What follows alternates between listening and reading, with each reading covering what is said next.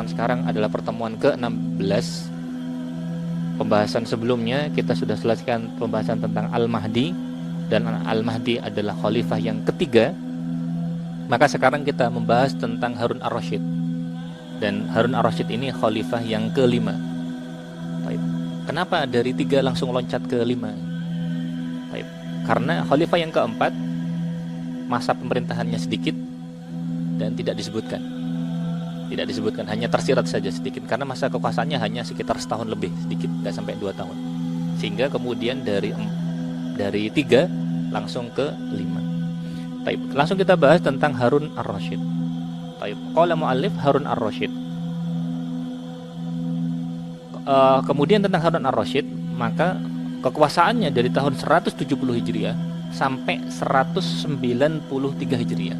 Berarti kekuasaannya mencapai sekitar sampai 23 tahun. Baik.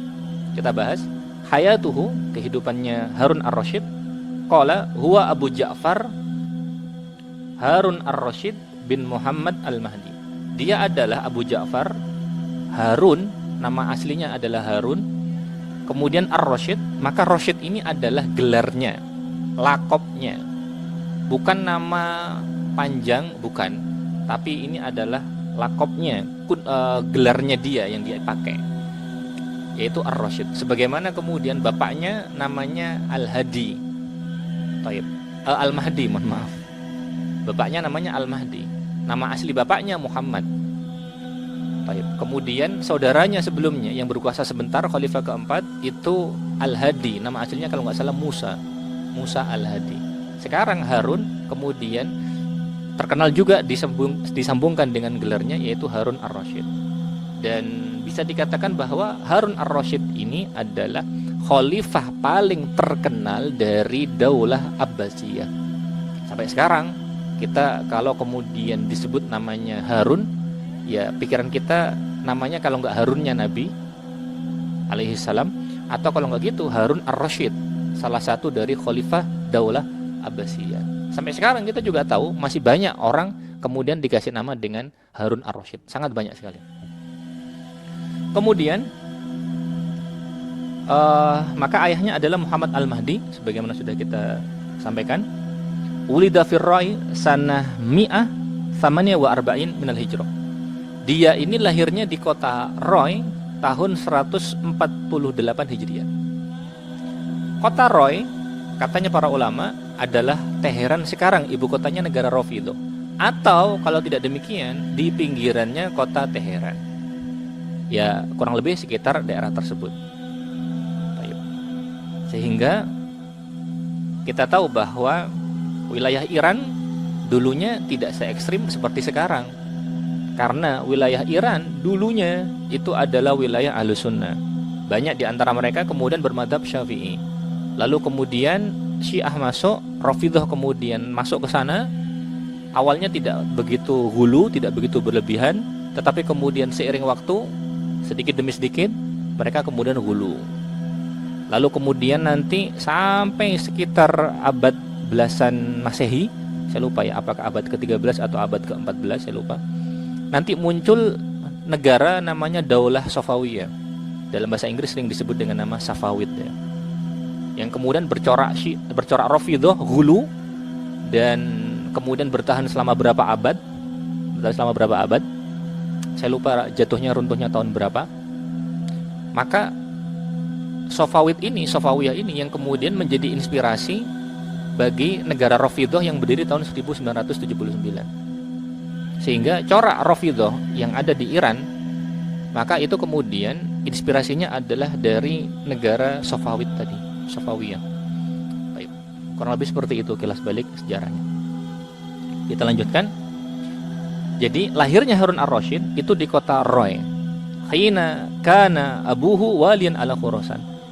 Lahirnya Harun ar-Rasyid di kota ini, bukan di Baghdad, karena ayahnya ketika tahun itu menjadi gubernur di wilayah Khurasan, di mana pada masa tersebut Roy ini dijadikan ibu kota Khurasan oleh ayahnya. Karena pada masa tersebut ya gubernur ingin meletakkan ibu kotanya di mana ya terserah dia gitu ya. Yang kemudian dia pandang lebih sesuai dengan apa yang dia inginkan. Kemudian qala muallif wa qad harisa abuhu ala tarbiyatihi tarbiyatan islamiyatan. Jadi ayahnya kemudian berusaha untuk mentarbiyah Harun ar-Rasyid ini tarbiyah Islamiyah. Baik. Wa ahida bi tadrisihi ila kibaril ulama, dan kemudian menunjuk orang untuk mengajarkan Harun ar-Rasyid, untuk mengajari Harun ar-Rasyid, dan yang ditunjuk adalah ila kibaril ulama alladzina urifu bil wara' wat taqwa. Di mana ar-Rasyid ini, Harun ar-Rasyid ini kemudian diajari oleh orang-orang yang terkenal keilmuannya, kibarul ulama, ulama-ulama besar yang terkenal dengan waroknya dalam agama. Kemudian terkenal ketakwaannya. Contohnya adalah amsalu Ali bin Hamzah al-Kisai, ahadu syuyukhil qiraat wa imami ahlil Kufah fil lughah wan nahwi wal akhbar. Di antara salah satu ulama besar yang kemudian mendidik Harun ar-Rasyid adalah Ali bin Hamzah al-Kisai. Di mana Ali bin Hamzah al-Kisai itu adalah salah satu dari Syekhul Qiraat. Jadi termasuk dari kemudian imam dalam masalah qiraat Al-Qur'an ya. Dan juga imamnya penduduk Kufah dalam lughah, dalam bahasa Arab, kemudian juga dalam nahwu, dan juga dalam kisah tentang Arab. Kisah tentang Arab. Baik. Maka itu adalah Ali bin Hamzah al-Kisai. Kemudian mu'allif mengatakan, kama jalasa fi syababihi fuqaha wa asrihi mithlu al-Qadhi Abu Yusuf wa Muhammad bin Hasan asy-Syaibani wa ghairuhuma minal ulama wal qudat.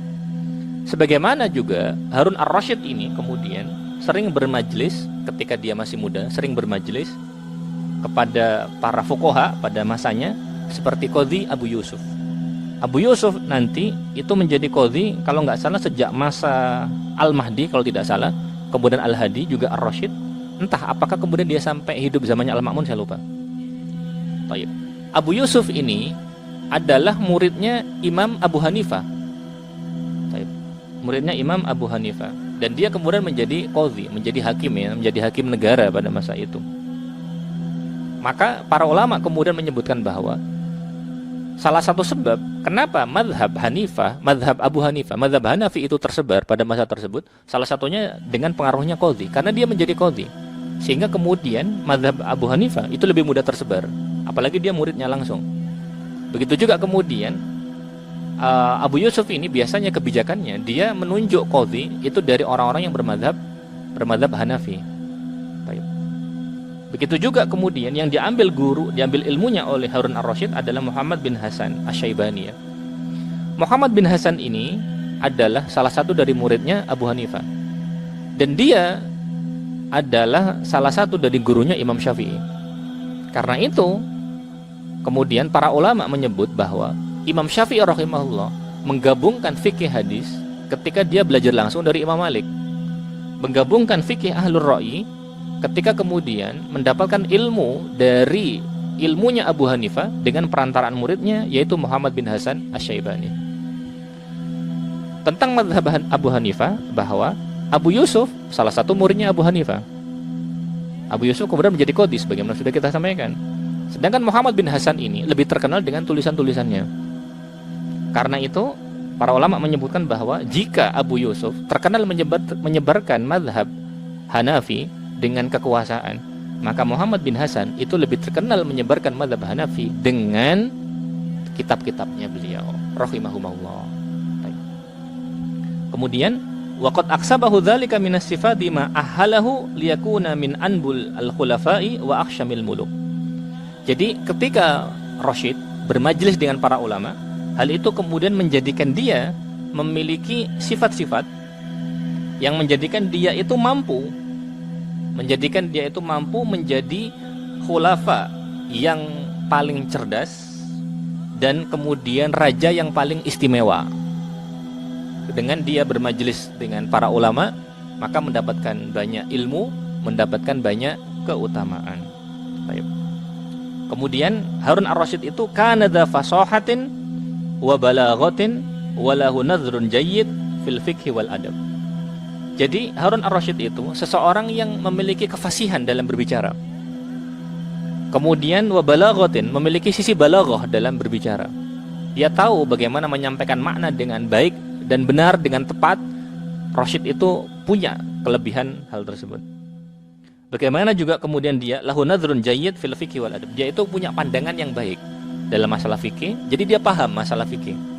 Meskipun dia bukan ulama ya, tapi punya derajat yang cukup pemahamannya dalam masalah agama, dalam masalah fikih. Begitu juga dalam masalah adab, dalam masalah sastra. Kemudian yuhibbul ulama wa yu'azzimu hurumatid din wa yubghidul kalama wal jidala fi mu'aradatin nas. Harun ar-Rasyid, termasuk salah satu sifat dari Harun ar-Rasyid adalah dia itu mencintai ulama. Salah satu dari sifatnya Harun ar-Rasyid adalah dia mengagungkan kehormatan agama, mengagungkan aturan-aturan agama. Sebagaimana dia juga kemudian membenci kalam, membenci ilmu kalam, membenci filsafat.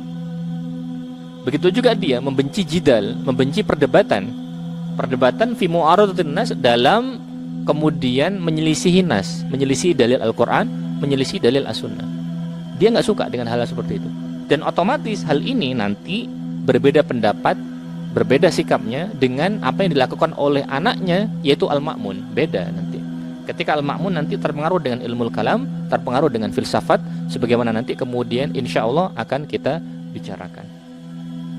Kemudian salah satu dari sifat yang menonjol dari Ar-Rasyid adalah yabki ala nafsihi wa dhunubi la siyama idza wu'idha.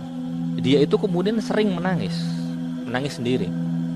Kemudian menangisi dosanya terutama ketika kemudian dia itu dinasihati. Beberapa kali dalam riwayat beberapa kali disebutkan bagaimana Rasyid itu mengundang ulama atau mengundang orang-orang yang kemudian pintar nasihatin. Maka beberapa kali disebutkan riwayat-riwayat tersebut.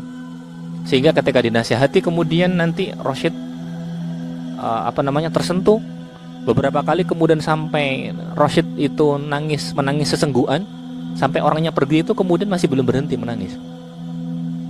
Menunjukkan bagaimana Harun ar-Rasyid itu benar-benar terpengaruh dengan nasihat-nasihat tersebut. Karena itu Musannif menyebutkan wa qasasuhu al-Fudail bin Iyad wa Ibnu Sammak wa ghairihima tadullu ala dzalik. Sebagaimana di antara yang disebutkan dari kisahnya para ulama, di antara yang datang kepada Harun ar-Rasyid untuk menasihati ar-Rasyid adalah Fudail bin Iyad dan juga Muhammad bin Sammak dan lainnya ya. Sehingga mereka ketika menasihati ar-Rasyid, Rasyid itu kemudian terpengaruh. Betul-betul masuk nasihatnya. Sehingga hal ini menunjukkan betapa Rasyid itu bukan orang yang keras, bukan orang yang kemudian sulit untuk dinasihatin. Rasyid mudah, hatinya lembut. Tapi tidak menghalangi dia nanti untuk bersikap tegas ketika harus mengambil sikap tegas tersebut ya. Dan ini Masya Allah ya. Kita lanjutkan, mu'allif menyebutkan lidzalika ahabbahul ulama wa athnau alaihi. Bagaimana Rasyid mencintai ulama, bagaimana Rasyid kemudian mudah untuk dinasihatin, menjadikan Rasyid itu dicintain oleh para ulama, menjadikan dia kemudian banyak dipuji oleh para ulama.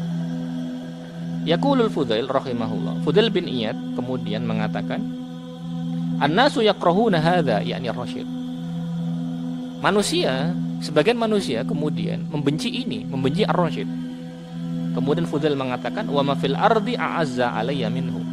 Dan tidak ada di muka bumi ini yang lebih mulia di sisiku dibanding dia. Maksudnya menurut Fudail bahwa Harun ar-Rasyid di mata dia itu punya kemuliaan yang besar, menjadi sebab kebaikan yang besar. Ayo. Lau mata la ra'aita umuran idhaman. Kalau Rasyid meninggal, engkau akan melihat nanti perkara yang besar, musibah yang besar, fitnah yang besar. Apakah akan terjadi? Terjadi nanti. Karena itu terkadang ketika seseorang meninggal, itu nanti kemudian seseorang tersebut ternyata menjadi ketika dia meninggal itu menjadi penyebab fitnah, sehingga keberadaan dia menjadikan fitnah itu belum datang. Karena itu salah satu dari doa yang dibacakan ketika sholat jenazah itu kan salah satunya wala taftinna ba'dahu waghfir lana walahu. Ya Allah, jangan engkau munculkan fitnah kepada kami, jangan engkau timpakan fitnah kepada kami setelah sepeninggal dia, waghfir lana walahu, dan ampunilah kami dan ampunilah dia. Karena ketika meninggalnya seseorang, bisa jadi kemudian muncul fitnah setelahnya. Setelah meninggalnya Rasyid, nanti akan muncul fitnah pada masa Al-Ma'mun, di mana Al-Ma'mun kemudian perang saudara dengan Al-Amin. Begitu juga nanti yang lebih kemudian tidak disukai adalah ketika muncul fitnah khalqul Quran. Ketika sebagian orang Mu'tazilah kemudian mengatakan bahwa Quran itu makhluk, dan itu keyakinan yang kufur, nggak benar. Itu keyakinan yang kufur. Karena kita meyakini bahwa Quran itu bukan makhluk. Quran kalamullah, kok bisa dikatakan makhluk? Sehingga itu salah satu dari fitnah besar yang terjadi pada masa tersebut, dan itu sepeninggalnya Rasyid. Karena itu Rasyid menjadi sebab kebaikan dan menjadi kemudian pembuka banyak kebaikan. Kita lanjutkan. Wa mimma yadullu ala salahir Rasyid rahimahullah wa istiqamatuhu khirsuhu alal faraid. Salah satu bukti bahwa Rasyid itu orang yang soleh, bahwasanya Rasyid itu orang yang istiqomah dalam agama.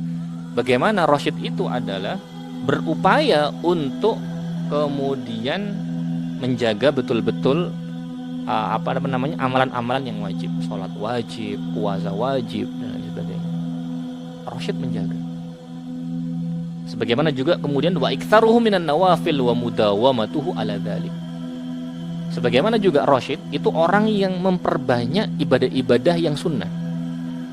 Dan juga Rasyid itu konsisten dalam menjaga ibadah-ibadah sunnah. Masya Allah ya.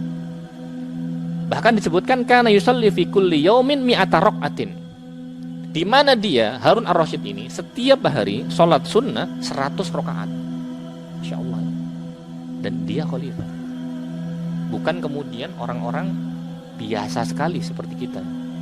Ini Rasyid, dia khalifah. Tetapi kemudian dia menyempatkan waktu sholat 100 rakaat setiap hari. Dan ini Masya Allah. Karena itu kita sampai heran ya.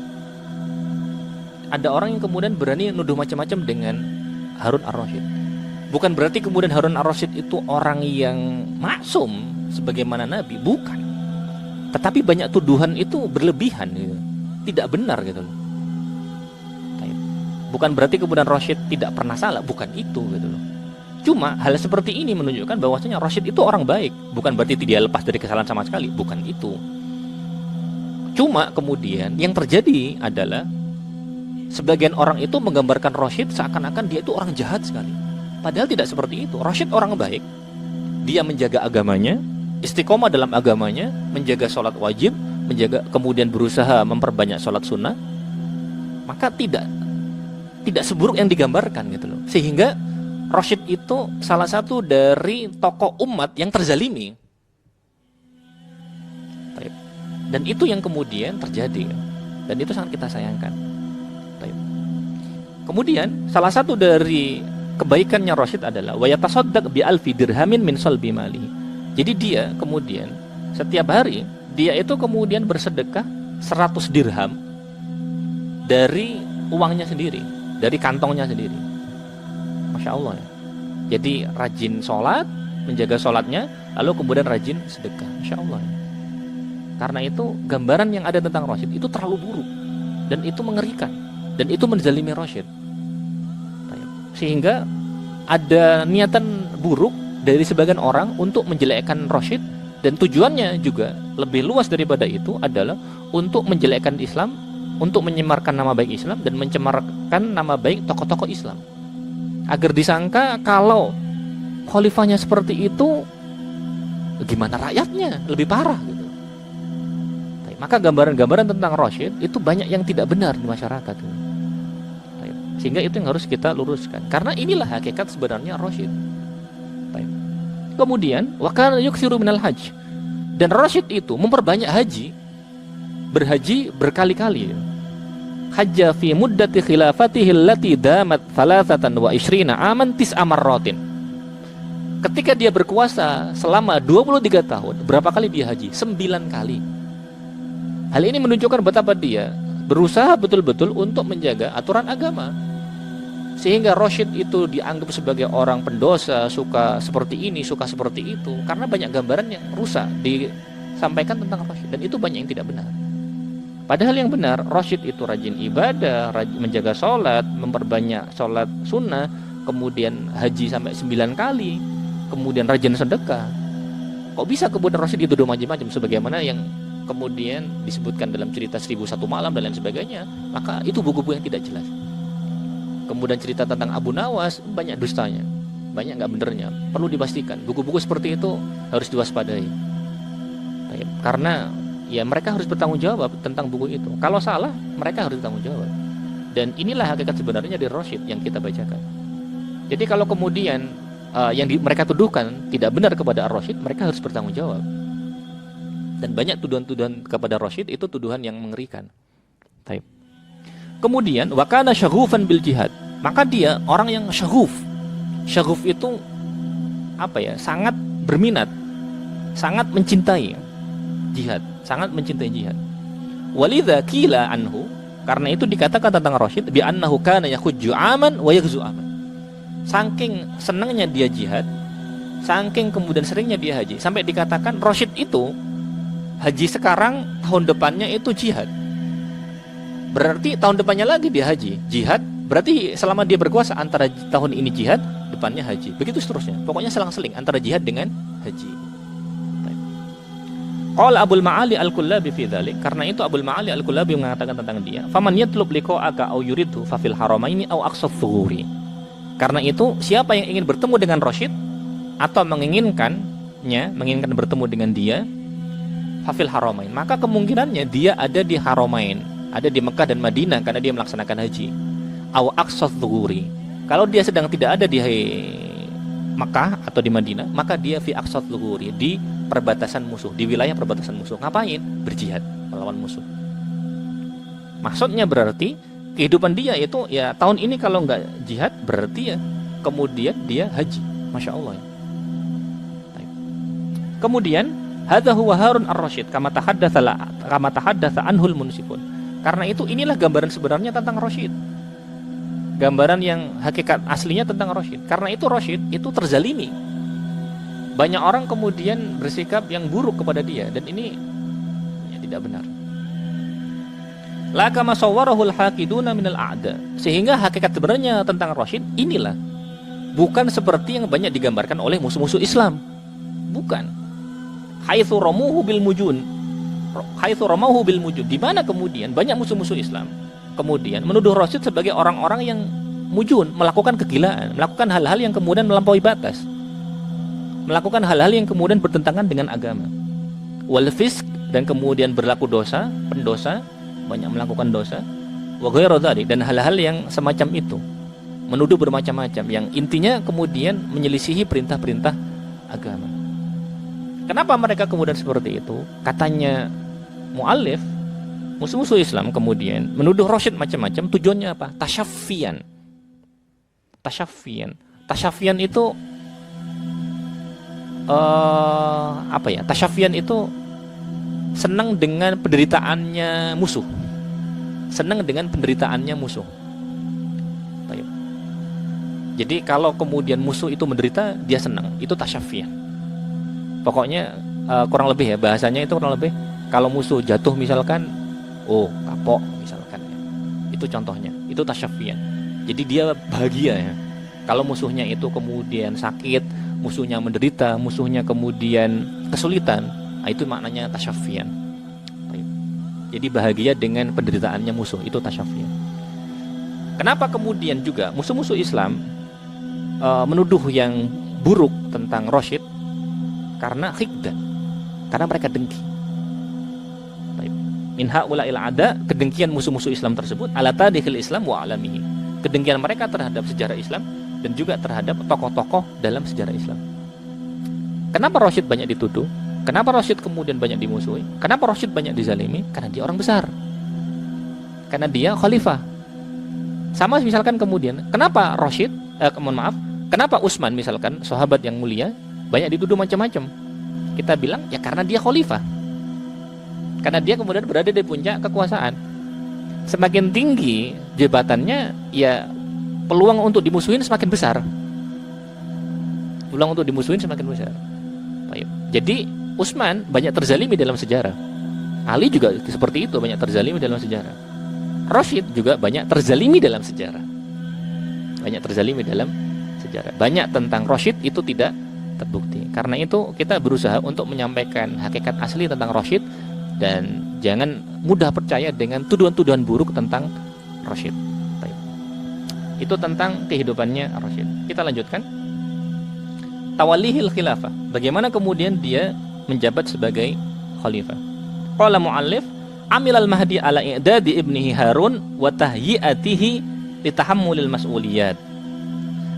Al-Mahdi, ayahnya Ar-Rasyid, itu berusaha untuk menyiapkan anaknya ini, Harun Ar-Rasyid, menyiapkan dia, kemudian menjadikan dia siap untuk menanggung tanggung jawab, untuk mengemban tanggung jawab kelak.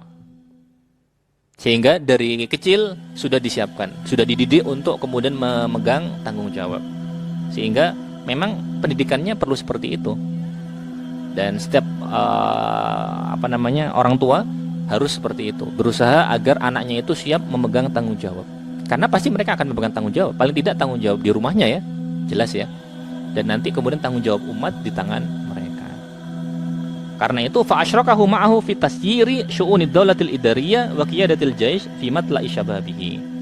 Karena itu, karena ayahnya yaitu Al-Mahdi ingin menyiapkan Rasyid, ingin menjadikan Rasyid itu orang yang siap untuk mengemban tanggung jawab kelak, maka Al-Mahdi ayahnya kemudian mengajak Rasyid untuk ikut serta dalam mengatur urusan negara, mengatur administrasi negara, mengatur manajemen negara.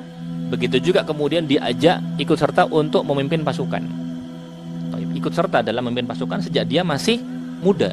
Sejak dia remaja, menginjak remaja, dia kemudian sudah mulai diikutkan, ikut jihad, ikut ngurusin negara dan lain sebagainya. Jadi sengaja diikutkan agar kemudian Rasyid punya pengalaman, agar dia kemudian punya kesiapan nantinya diharapkan. Karena itu mimma aksabahu khibratan wa tajribatan fi idarati syu'unil khilafah lamma alat ilaihi ba'da wafati akhihi Al-Hadi. Sehingga ketika dia diikutkan dalam urusan-urusan pemerintahan, dia diikutkan dalam ekspedisi militer, hal itu menjadikan dia punya pengalaman, punya modal, punya pengalaman dalam mengatur urusan kekhilafahan ketika nanti kekhilafahan itu berpindah kepada dia, ketika kemudian dia menjabat sebagai khalifah setelah wafatnya saudaranya yaitu Al-Hadi. Sehingga Rasyid memang disiapkan untuk kemudian siap memegang tampuk tanggung jawab ini kelak nantinya. Baik itu kelak belakangan kemudian jadi khalifah atau sebelumnya ikut serta membantu urusan-urusan negara. Qala walal khilafata fi muntasif Rabiul Awal sanami'ah wa sab'in. Dia menjabat sebagai khalifah sejak bulan Rabiul Awal tahun 170 Hijriah. Tahun 170 Hijriah ketika dia menjabat sebagai khalifah pada pertengahannya. Wa huwa khamis khulafa'i Bani Abbas. Dan dia adalah khalifah Abbasiyah yang kelima. Khalifah yang kelima ya. Wa qad dhalla fil khilafati 23 aman. Dia berkuasa selama 23 tahun. Waktu yang cukup panjang ya. Hampir seperempat abad. Wa huwa yudiru syu'unad daulatil Abbasiyah. Jadi selama 23 tahun itu dia mengatur urusan Daulah Abbasiyah, mengadministrasi urusan Daulah Abbasiyah bihazmin wa azmin, dengan penuh ketegasan dan dengan penuh semangat yang membara. Dengan semangat yang kuat ya. Wa ya'malu ala raqi atau ruqa, dan dia berusaha untuk memajukan memajukan Daulah Abbasiyah, menginginkan Daulah Abbasiyah itu maju. Fi jami'il majalat, dan kemajuan yang dia inginkan itu dari Daulah Abbasiyah itu di semua bidang, semua aspek kehidupan, itu yang dia inginkan. Wa yuhafidu ala hududiha, dan dia kemudian menjaga batas-batas negara. Menjaga batas-batas negara. Perhatian dia dengan batas-batas negara, mengamankan juga batas-batasnya. Wa yatajawwal fi aqalimiha, dia kemudian berkeliling di wilayah-wilayah negara, sering kunjungan, sering ziarah, mengamati, memperhatikan rakyat-rakyatnya yang kemudian tinggal di daerah-daerah. Jadi bukan hanya perhatian kepada apa yang ada di Baghdad, tetapi yang juga di daerah kemudian dia perhatikan, benar-benar dia perhatikan baik-baik. Wa yatafaqqadu thughuraha wa yujahidu aduwaha. Dia kemudian juga memperhatikan thughur, perbatasan dengan musuh. Karena itu nanti dalam pembahasan tentang jihad akan disampaikan bagaimana Rasyid itu membentengi wilayah perbatasan dengan musuh. Lalu kemudian nanti membentengi, diperkuat bentengnya, lalu kemudian dikirimkan mujahid-mujahid ke arah sana. Lalu kemudian bagian yang lebih dalam lagi, kemudian dibuat perumahan-perumahan, di mana perumahan-perumahan itu, wilayah-wilayah tersebut, kota-kota tersebut, perkampungan-perkampungan tersebut menjadi tempat tinggal bagi istri-istri dan keluarga dari mujahid-mujahid tersebut. Sehingga Rashid perhatian dengan batas-batas negara dan menjaga keutuhan negara. Wa yujahid aduwah, dan juga memerangi musuh. Sehingga pada masanya Rashid kemudian umat Islam tinggi dengan perhatiannya terhadap jihad. Ma'anna terfi ma yasluhu amrur ra'iyah wa yarfa'u dzulma anhum. Meskipun kemudian Rashid perhatian bagaimana keamanan negara itu terjamin, bagaimana kemudian musuh itu kemudian takut kepada Islam, bagaimana kemudian jihad itu tegak. Di sisi lain, Rashid itu juga perhatian apa saja yang menjadikan rakyat itu baik, yang menjadikan rakyat itu sejahtera. Sebagaimana juga kemudian dia perhatian bagaimana rakyat itu tidak terzalimi, bagaimana dia kemudian menegakkan keadilan. Karena itu mu'allif menyebutkan walihada, karena itu balaghatid daulah fi ahdihi auju izziha. Maka pada masa kekuasaan Rashid, maka Daulah Abbasiyah itu berada pada puncak kejayaan negara. Karena itu kalau ada pertanyaan, pada masa khalifah siapa Daulah Abbasiyah itu mencapai puncak kejayaan? Kita bilang pada masanya Harun ar-Rasyid. Auju izziha wa majdiha. Jadi puncak kejayaan, puncak ketinggiannya. Kebalikannya, wa ta'ta'al a'da'u minar rumi wa ghairihim ru'usahum wa atal jizyata an yadin wa hum sawirun. Ketika umat Islam berada kemudian dalam kejayaan, Daulah Abbasiyah kemudian juga tinggi, mulia. Kebalikannya, musuh itu kemudian ta'ta'al a'da'u ru'usahum. Jadi mereka itu menundukkan kepalanya. Ta'ta'al a'da'u ru'usahum. Jadi mereka menundukkan kepalanya. Menunjukkan takut. Menunjukkan kehinaan mereka. Siapa saja musuhnya? Romawi terutama. Bukan saja Romawi tetapi juga yang lain.